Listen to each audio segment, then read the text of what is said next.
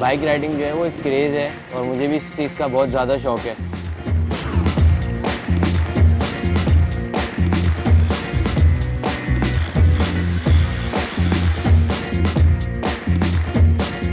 तीन साल से मैं हर रेस देखने जाता भी हूँ, 1-1.5 साल से मैं खुद रेसें लगाता भी हूँ। महीने में मेरी कम से कम अपनी जो है 10 से 12 रेसें होती हैं। रेसें दो किस्म की लगती हैं, एक तो बिल्कुल फेयर रेस लगती है जिसमें सिर्फ राइडर जो है आपस में बाइकें चेक करते हैं, और एक रेस होती है इसके अंदर फ्री स्टाइल रेस, मतलब कि थोड़ी डेंजरस है।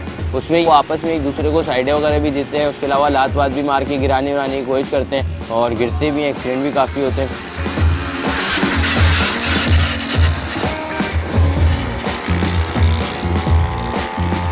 मेरे घुटने के अंदर से पूरी बॉल टूट गई थी, 4-5 महीने बेड रेस्ट पे था। लेकिन फिर भी जो है ना, मुझे बाइक रेसिंग का एक्सट्रीमियस पे शौक़ है कि हो, लेकिन इसका एक पट्टा अलग प्रोवाइड हो हम लोगों को, जहाँ पे सिर्फ हम लोगों की बाइकें वगैरह और वहाँ पे सेफ्टी हो।